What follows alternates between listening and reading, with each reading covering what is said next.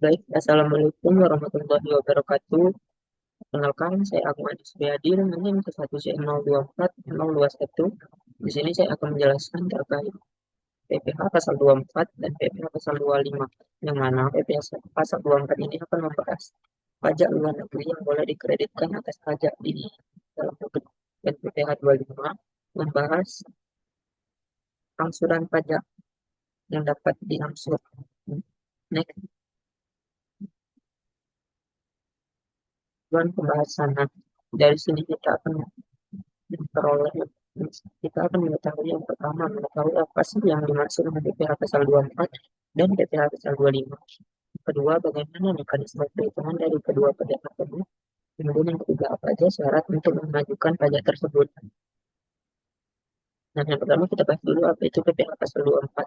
PPh pasal 24 mengatur tentang perhitungan besarnya pajak atas penghasilan yang dibayar atau terutang di luar negeri yang dapat dikreditkan terhadap pajak penghasilan yang terutang atas seluruh penghasilan wajib pajak dalam negeri. Jadi maksudnya PPh pasal 24 ini mengatur tentang besarnya pajak dari luar negeri yang dapat dikreditkan atas pajak yang terutang di dalam negeri. Nah, Indonesia menganut tax credit yang ordinary credit method. Ordinary credit method ini maksudnya batas maksimum yang kita bahas. Kemudian dengan menerapkan per country limitation, jadi menerapkan sistem bahwa pajak dari beberapa negara itu dapat digunakan untuk kreditkan untuk mengurangi beban pajak dalam negeri. Next, cara melaksanakan kredit pajak luar negeri. Untuk melaksanakan pengkreditan pajak yang terutang atau dibayar di luar negeri, seorang wajib pajak wajib menyampaikan permohonan kepada Dirjen Pajak dengan melampirkan yang pertama, laporan keuangan dari penghasilan di luar negeri. Yang kedua, fotokopi surat pemberitahuan pajak yang disampaikan di luar negeri. Dan yang ketiga, dokumen pembayaran pajak di luar negeri.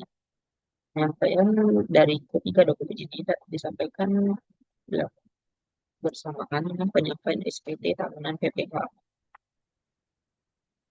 Kemudian kategori penghasilan dari luar negeri yang boleh dikreditkan. Nah, jadi tidak semua penghasilan boleh dikreditkan atas pajak yang ada di dalam negeri. Yang pertama ada penghasilan dari saham dan surat berharga lainnya. Penghasilan dari saham ini mungkin dividen, atau lainnya dari penjualan surat berharga. Kemudian penghasilan lain berupa bunga, royalti, dan sewa yang berkaitan dengan penggunaan harta bergerak. Dapat benda bergerak, berarti aset tetap yang tetap yang bergerak seperti motor. Nah, itu penghasilan dari sewa motor dapat dikenakan atau dapat dikreditkan. Kemudian jasa imbalan yang berhubungan dengan jasa pekerjaan dan kegiatan. Kemudian keuntungan dari pengalihan saham dan surat berharga lainnya. Jadi saham yang kita miliki dan surat berharga kita miliki dialihkan kepemilikannya kepada orang lain atau bisa dibilang itu tidak dijual ya. Pendapatan dari situ dapat dikreditkan atas pajak dalam negeri. Kemudian pendapatan yang berupa jauh terkait dengan penggunaan harta benda tidak berhutang. Apabila tidak berbeda ini masuk ke lingkungan tanam dan bangunan-bangunan lainnya, pendapatan dari kapal itu dapat dikreditkan. Kemudian, nah ini tadi ordinary credit method, ini adalah besar kredit pajak luar negeri, tidak boleh melebihi perhitungan pajak yang berutang pada 9 pasal 24 ayat 22 Undang PPh. Jadi berdasarkan metode pajak itu tidak boleh melebihi batas pajak berutang yang kita boleh melebihi pajak berutang dalam negeri. Hitungan kredit pajak berkembang pada peraturan dengan mengambil nilai terendah dari ini.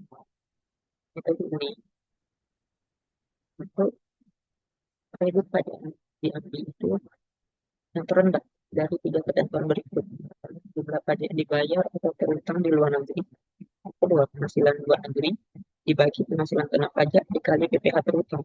Yang ketiga, jumlah PPh terutang untuk seluruh penghasilan kena pajak. Dalam hal penghasilan kena pajak lebih kecil dari penghasilan luar negeri. Jadi dipilih di antara ketiga poin tadi yang paling terendah nilainya dia dapat digunakan sebagai kredit pajak. Tahapan penghitungan pajak ini kita skip aja, nanti langsung kita contoh. Contohnya yang pertama, PT AA di Bandung memperoleh penghasilan itu dalam tahun 2023 sebagai berikut. Penghasilan dalam negeri 800 juta, penghasilan luar negeri sebesar 400 juta. Diketahui tarif pajak penghasilan luar negeri adalah 2%. Nah, yang pertama kita hitung dulu PPh terutang wajib pajaknya.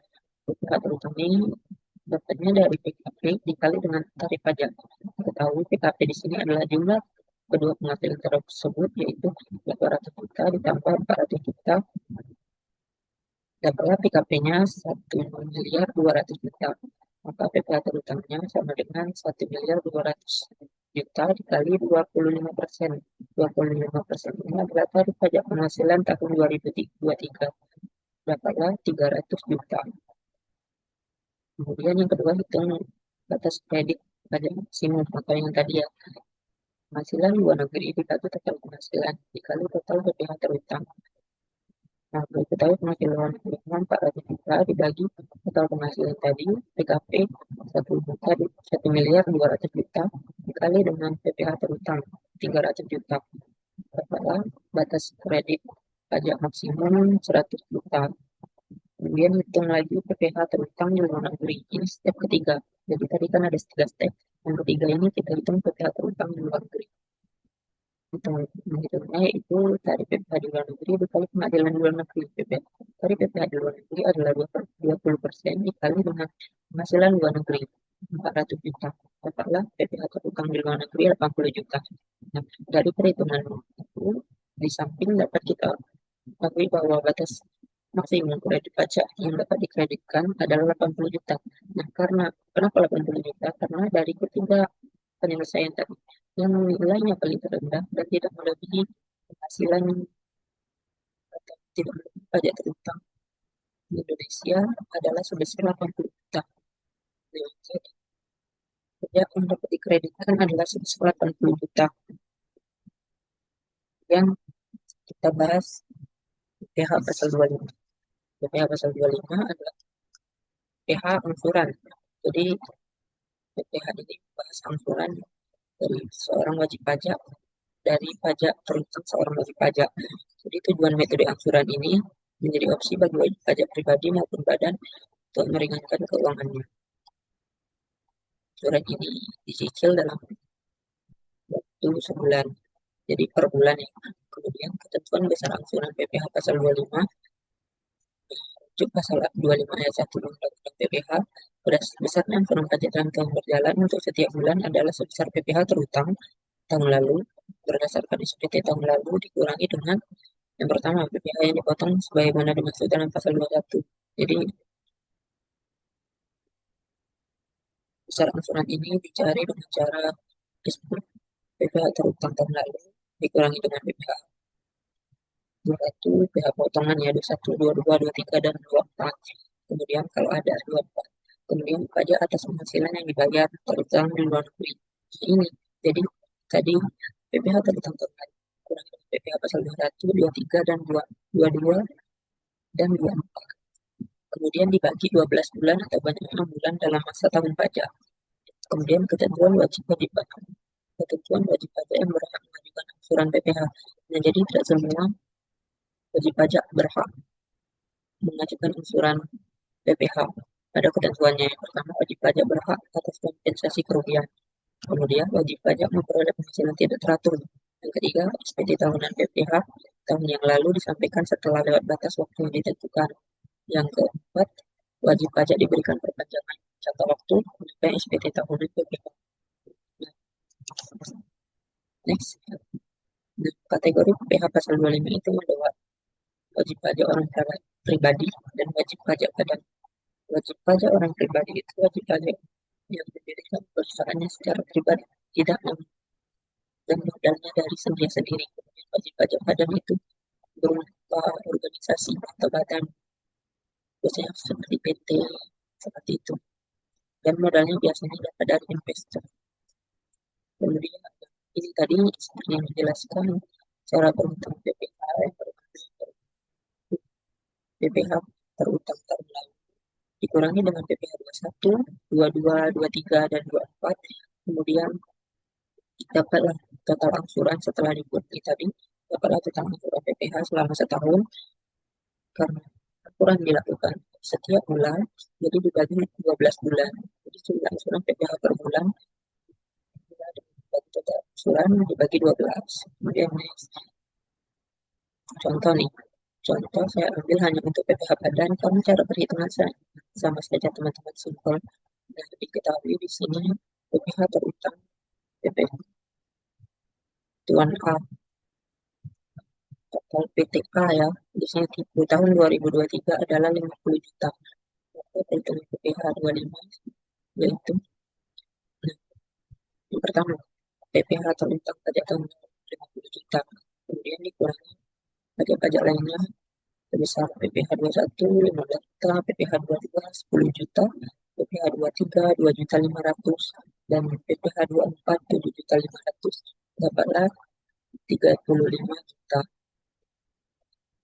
Nah, jadi total angsuran PPh adalah 50 juta dikurangi PPh tadi, dapatlah 15, dikurangi dengan pajak penghasilan penonton tadi, dapatlah 15 juta. Jadi itu total angsuran PPh 25 selama setahun ya, 15 juta. Nah, untuk mencari per bulannya kita bagi lagi 15 juta dengan 12 bulan.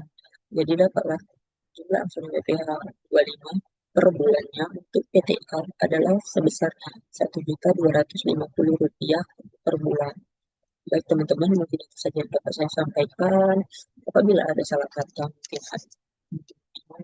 saya dan terima kasih kepada Bapak Guru sebagai dosen kolom mata kuliah. Dan saya akhiri. Wassalamualaikum warahmatullahi wabarakatuh. Terima kasih.